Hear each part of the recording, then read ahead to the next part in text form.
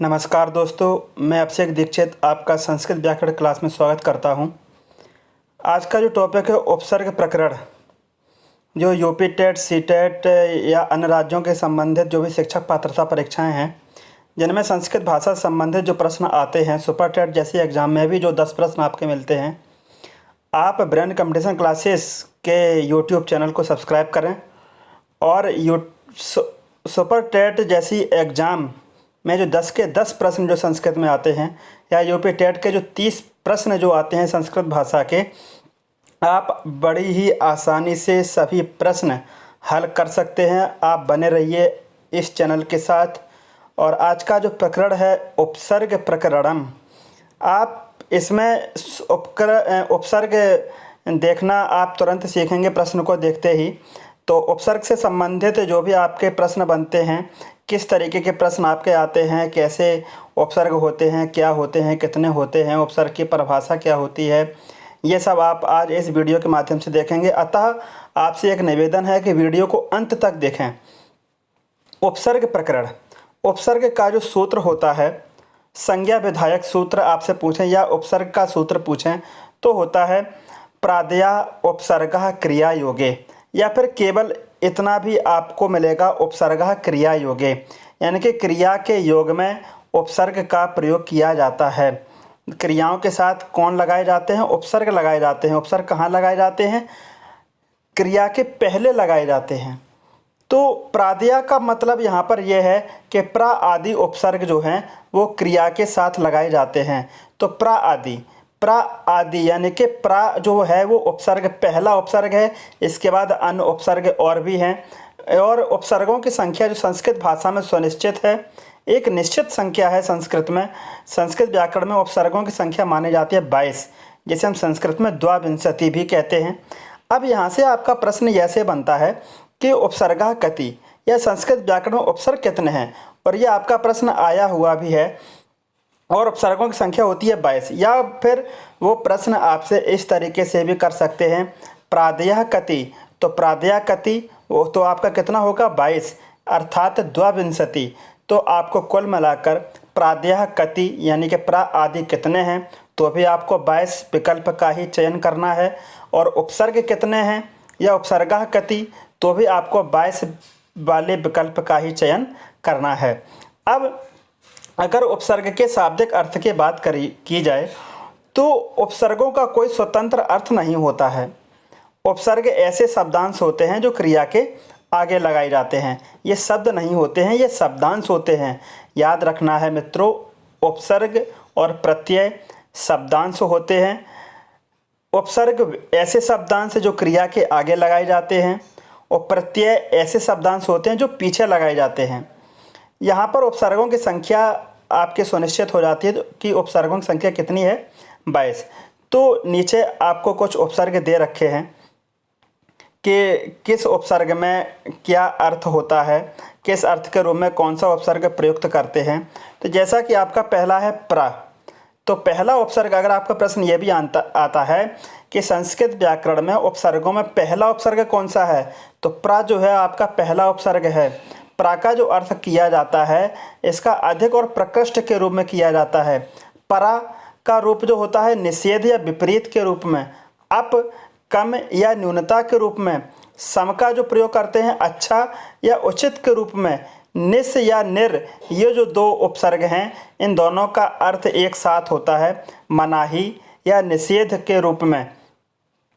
आगे उपसर्ग हैं दुस, दुर, वी, ये जो आपका जो आंग जो उपसर्ग है, ये आंग इसका मूल रूप है, लेकिन इसका जो प्रयोग में जो लाया जाता है, प्रयोग में सिर्फ दीर्घ आ प्रयोग में लाया जाता है। तो उपसर्ग आपका इसका जो मूल रूप है आ का आंग कहते हैं। अगला उपसर्ग है आपका नि, अधि, अपि, अति, सु, उद, अभि, ये आपके उपसर्ग हैं। और इन उपसर्गों के सामने उनके अर्थ भी स्पष्ट किए हुए हैं कि किस उपसर्ग का अर्थ किस रूप में होता है। आगे उपसर्ग 3 और हैं, प्रति, परि, उप। यहाँ पर आपके उपसर्गों की संख्या हो जाती है 22। अब आप लोग देखेंगे कि पहला उपसर्ग आपका था प्र। अगर आपसे प्रश्न ये किया जाए कि अंतिम उपसर्ग क्या होता है, तो अंतिम उपसर्ग होता है आपका उप, ये कोई उपसर्गों का यही एक क्रम है, पहला, दूसरा, तीसरा, चौथा, जो मैंने आपको दर्शाया हुआ है। तो पहला उपसर्ग अगर पूछे तो प्रा, और अंतिम उपसर्ग अगर प्रश्न करते हैं तो उप। अब आपके जो चार जो उपसर्ग ऐसे हैं जिन्हें पहचानने में आपको दिक्कत होगी, जिसमें से हम जैसे पहला लेके चलते हैं, निस। निस की अगर हम बात करें तो निस उपसर्ग वहाँ होता है जिसका पहला वर्ण नी हो, उसके बाद या तो आपको आधा रा मिले या आधा सा मिले, तो उस पद में होता है निस उपसर्ग। जैसे निर्दिशति, तो नी के साथ देख रहे हैं हम, आधा रा मिला मुझे, तो निर्दिशति, तो यहाँ पर आपका हो जाएगा निस उपसर्ग। यहाँ निर उपसर्ग नहीं होगा, ना आप ये सोचें कि यहाँ निर्दिशति है और निर्दिशति में निर का उच्चारण पहले निकल रहा है तो आप निर उपसर्ग करके आएँ। अगर आप ऐसा करते हैं तो गलत होगा। याद रखना है, अगर नी के साथ आपको हलंत रा मिले यानी कि आधा रा मिले या आधा आपको तालव्य सा मिले तो वहाँ होता है निस उपसर्ग। जैसे कि निर्दिशति, निर्गच्छति, निश्चिनोति, निश्छल, तो वहाँ पर आपका निस उपसर्ग। अब निरुपसर्ग कहाँ होता है? निरुपसर्ग आपका होता है यदि नी के साथ आपको पूरा रा मिले या फिर मूर्धन्य सा मिले, आपको पूरा रा मिले या फिर आपको मूर्धन्य सा मिले, तो वहाँ होता है आपका निरुपसर्ग। अब जैसे निरीक्षते, यहाँ आपको देखो नी के साथ पूरा रा मिला। निष्क्रामते, यहाँ नी के साथ आपको मूर्धन्य सा मिला। निलयते, यहाँ जो निलयते है, ये निलयते इसलिए किया गया, इसका जो विच्छेद होता है निर धन अयते, जब रा के साथ आपका आ होता है तो वहाँ पर हम ला का प्रयोग करते हैं, ला। तो मुझे याद रखना है, जब रा के साथ आ मिल जाए जिस जगह पर तो वहाँ करते हैं ला। तो इसलिए यहाँ आपका शब्द बन जाता है निलयते। तो निलयते में भी अगर आपसे उपसर्ग पूछते हैं तो निलयते में उपसर्ग होगा आपका निर।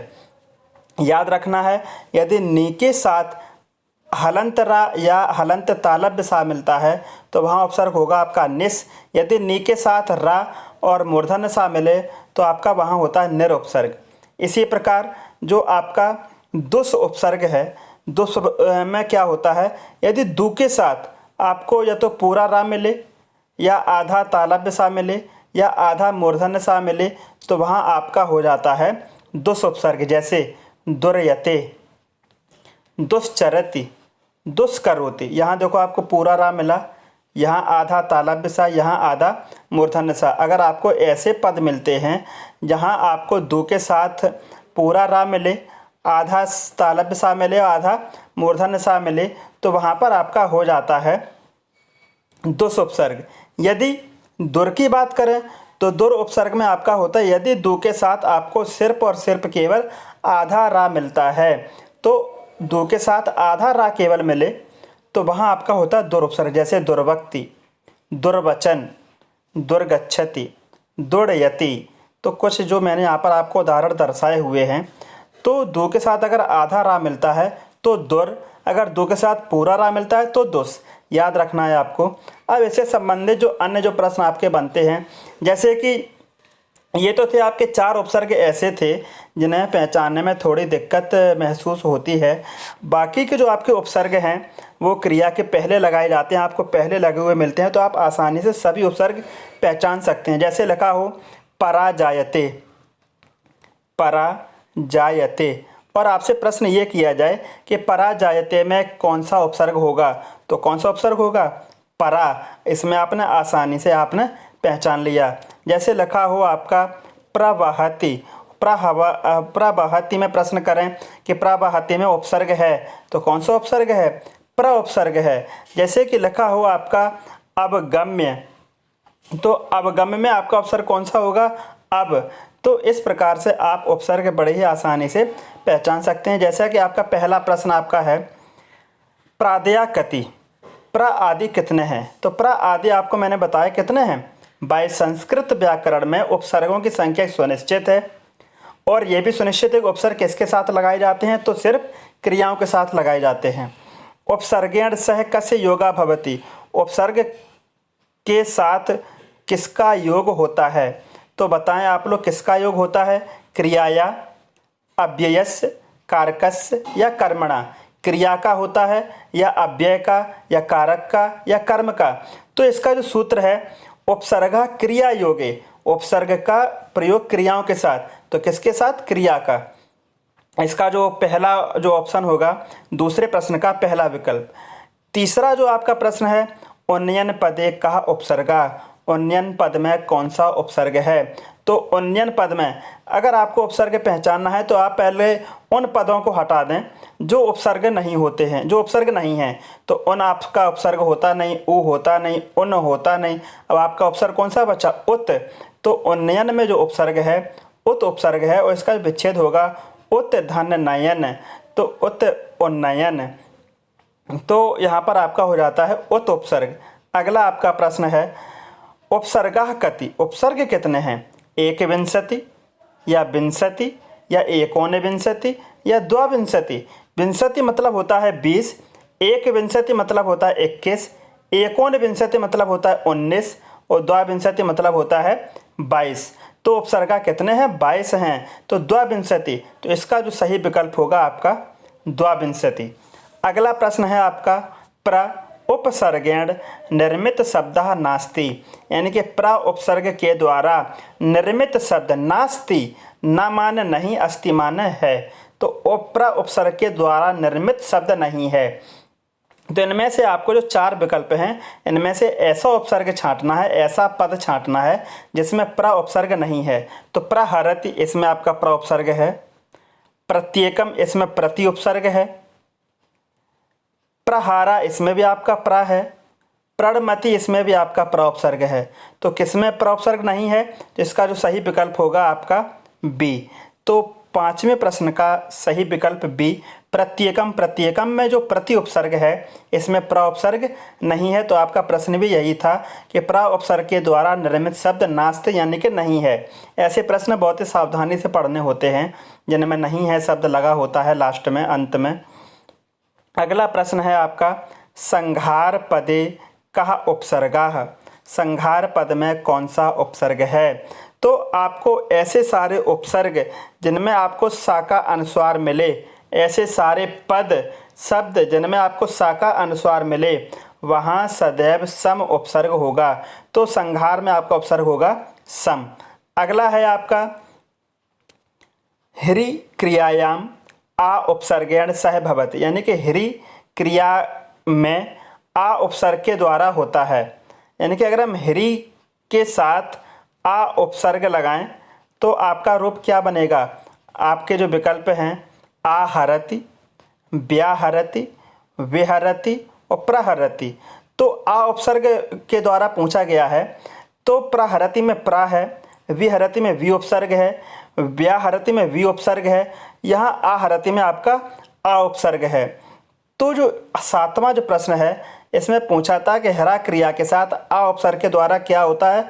तो आ उपसर्ग जिसके साथ मिले तो वो आपका विकल्प होगा। तो 7वें का विकल्प होगा आहरति।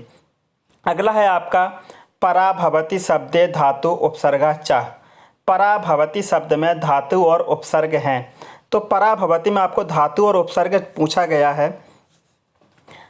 तो पहला है आपका भूधन परा, दूसरा है भूधन अनु, चौथा है अभिधन भू और ये सी विकल्प है आपका पराधन भू। तो ये तो आप छोड़ ही दो, ये तो इन दो से आपको मतलब ही नहीं है, भूधन अनु और अभिधन भू, क्योंकि इसमें पराभवति की बात की गई तो परा उपसर्ग इन दोनों में किसी में नहीं सम्मिलित किया गया। अब आपके पास बचते हैं 2 विकल्प, भूधन परा, पराधन भू। अब आपको शब्द पे निर्भर रहना है, शब्द की बात पर फिर से जाना। शब्द में पूछा गया है प्रश्न में पराभवति शब्द में धातु उपसर्ग है। तो धातु और उपसर्ग यानी कि पहले धातु और फिर उपसर्ग। तो धातु आपकी हो गई भू, उपसर्ग हो गया परा। तो इसका जो सही विकल्प होगा ए, भूधन परा। अगर यहाँ प्रश्न होता उपसर्ग और धातु हैं तो आपका सही विकल्प माना जाता पराधन भू। अगला आपका प्रश्न है निश्चल पद में अयम उपसर्गः, निश्चल पद में यह उपसर्ग है। तो निश्चल पद में आपसे उपसर्ग पूछा गया और अभी आपसे बताया गया था कि अगर आपको नी के साथ में जो आपके जो 2 उपसर्ग थे निर एवं निस, ये दो उपसर्गों की बात कर रहे थे। तो इनमें आपको अभी बताया गया था कि नी के साथ अगर आपको रा और सा मिलता है, नी के साथ या तो आपको आधा रा मिले या आधा ये तालब सा मिले, तो वहाँ हमेशा उपसर्ग होता है आपका निस। तो आपको इस प्रश्न पे जाना है, और प्रश्न में आपसे पूछा गया था निश्चल पद में उपसर्ग है, तो निश्चल पद में आपका उपसर्ग होगा आपका निस, क्योंकि ये वाला निस और ये वाला निस तो उपसर्ग होते नहीं। तो ये दो तो विकल्प हटा दो, आपके पास दो विकल्प बचते हैं, निर और ये निस। इसमें निर उपसर्ग है नहीं, क्योंकि इसमें मुझे मिला तालव्य सा, वो भी हलंत वर्ण। तो तालव्य सा अगर आपको हलंत वर्ण मिलता है तो वहाँ होता है आपका निस उपसर्ग। अगला आपका 10वां जो प्रश्न है, उपसर्ग संज्ञा विधायकम सूत्र वर्तते। उपसर्ग संज्ञा विधायक का सूत्र है। तो उपसर्ग का संज्ञा विधायक सूत्र आपसे पूछा गया है। ये पहला विकल्प है भूवादयो धातव प्रादया गति उपसर्गा क्रिया योगे। तो भूवादयो धातवा जो सूत्र है ये क्रियाओं का सूत्र है, कि क्रियाओं का सूत्र या धातुओं का सूत्र क्या होता है।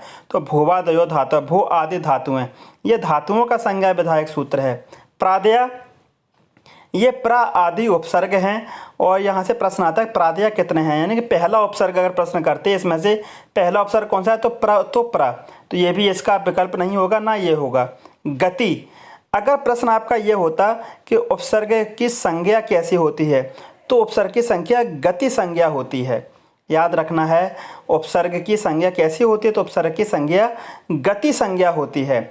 अब लेकिन आपसे प्रश्न ये पूछा गया इसका सूत्र क्या है, तो उस सूत्र आपको मैंने दोस्तों आपको बताया था पहले ही, उपसर्गा क्रिया योगे, उपसर्ग का योग क्रियाओं के साथ। तो इसका जो सूत्र सही विकल्प होगा डी। अगला है प्रथम उपसर्गा अस्ति। प्रथम उपसर्ग कौन सा है, तो प्रथम उपसर्ग आपको बताया प्रादया, यानी कि प्रा आपका पहला उपसर्ग है। अगला है आपका अंतिम उपसर्गा अस्ति। अंतिम उपसर्ग कौन सा है, तो आपको बताया था कि अंतिम उपसर्ग उप। अगला आपका प्रश्न है स्वागतम पदे उपसर्गा। स्वागतम पद में उपसर्ग क्या है, आ, स्वा, स्व, सु। तो इनमें से आपको पहला उपसर्ग पूछा गया है। अगर हम स्वागतम का विच्छेद करें, सु धन आगतम, तो स्वागतम में आपका देखो सु निकल के आया, तो इसका सही विकल्प होगा सु। तो स्वागतम पद में जो उपसर्ग होगा सु, और इसमें संधि होगी यड़ संधि। अगला है उपसर्गः नैव वर्तते। निम्न में से उस उपसर्ग नहीं है, तो कौन सा उपसर्ग नहीं है, आपका उत उपसर्ग होता है, दुस भी होता है, अप भी होता है। आपका जो उपसर्ग नहीं होता है, अब आप ये उपसर्ग देख लेना, जो आपके 22 उपसर्ग हैं उसमें अब उपसर्ग नहीं है, तो ये आपका विकल्प इसका सही है। अगला आपका 15वां जो प्रश्न है, आदाय इत्यत्र कः उपसर्गा। तो आदाय पद में यहाँ कौन सा उपसर्ग है, तो आदाय में आप लोग देख रहे होंगे कि इसमें दीर्घ आ बना हुआ है, और दीर्घ वाला आ वाला आपका विकल्प बी है। तो 15वें प्रश्न का आपका जो विकल्प होगा दीर्घ आ। अगला आपका प्रश्न है परा उपसर्ग निर्मित शब्दा नास्ति। परा उपसर्ग से निर्मित शब्द नास्ति मतलब नहीं है, तो परा उपसर्ग से निर्मित शब्द आपसे पूछा गया। तो यहाँ भी देखो परा है, यहाँ भी परा लगा हुआ है, और मैंने आपको बताया था रा के साथ आ मिले तो ला हो जाता है, तो यहाँ भी आपका परा उपसर्ग है। यहाँ इसका जो विच्छेद होगा परा धन आयते, और आपको बताया था कि अगर रा के साथ आ मिलता है तो हम वहाँ ला करते हैं, तो इसलिए मुझे यहाँ ला करना पड़ा। तो पलायते, तो यहाँ भी लेकिन इसमें उपसर्ग जो है वो परा है, तो इसमें भी आपका परा उपसर्ग है, यहाँ भी परा उपसर्ग है, यहाँ भी परा उपसर्ग है। अब आपका जो इसका जो विकल्प बचता है वो है सी, परिवर्तते। इसमें आपका उपसर्ग जोड़ा हुआ है परि, लेकिन आपसे प्रश्न किया गया था परा उपसर्ग से निर्मित शब्द नहीं है, तो परा उपसर्ग से निर्मित शब्द आपका परिवर्तते नहीं है, तो इसका जो सही विकल्प होगा सी। अगला आपका 17वां प्रश्न है संस्करोति इत्यत्र कः उपसर्गा। संस्करोति में कौन सा उपसर्ग, तो आपको बताया था कि जहाँ भी आपको सा का अनुस्वार मिले तो वहाँ आपका उपसर्ग हो जाता है सम। अगला आपका है दुर्वचनम। दुर्वचनम पदे उपसर्गा। दुर्वचनम में उपसर्ग पूछा गया है, और आपको बताया था कि अगर दू के साथ आपको आधा रा मिले, यहाँ भी देखो आधा रा है, तो दुर्वचनम, तो वहाँ आपका उपसर्ग हो जाता है दुर। अगला आपका प्रश्न है वह धातु योगे कः उपसर्गः परस्मैपदी रूपम निर्माति, यानी कि वह धातु है जिसका अर्थ होता है बहना, इसमें कौन सा उपसर्ग जोड़ें कि परस्मैपदी रूप का निर्माण होता है। तो ये आपको बताना है। तो प्रा अगर जोड़ें तो प्रवहति, परा जोड़ेंगे तो आप परा परि उप, इनसे आपका रूप नहीं बनता है। तो इसका जो सही विकल्प होगा ए। तो इससे रूप आपका बनता है, अगर हम प्रा के साथ वह धातु लगाते हैं तो आपका शब्द बनता है प्रवहति, यानी कि बहता है। यह आपका परस्मैपदी रूप है प्रवहति। तो इसका जो सही विकल्प होगा ए। अगला है आपका रामः अयोध्यायाम वसति स्म। राम अयोध्या में रहते हैं। तो राम अयोध्या में रहते हैं, आपको ये इसमें जो खाली स्थान है इसमें उपसर्ग भरना है। तो इसमें कौन सा उपसर्ग होगा, अधिवसति या वी होगा या ना होगा या नी होगा। वी और ना तो होगा ही नहीं, ये भी नहीं होगा क्योंकि निवसति, रामः अयोध्यायाम निवसति इसमें। तो इसका जो सही विकल्प होगा डी। तो जिस तरीके से प्रश्न आते हैं, मैंने आपको 20 प्रश्नों के माध्यम से बताया कि उपसर्ग से संबंधित किस प्रकार से प्रश्न परीक्षाओं में पूछे जाते हैं। तो ये वीडियो आपको सब्सक्राइब करना है। इस वीडियो की आपको PDF फाइल, आपको इसकी लिंक डिस्क्रिप्शन बॉक्स में जाकर आपको मिल जाएगी। आप वहां से जाकर के डाउनलोड कर सकते हैं। और वीडियो संबंधी जो भी आपको सुझाव देने हो तो आप प्लीज़ सुझाव अवश्य दें। धन्यवाद।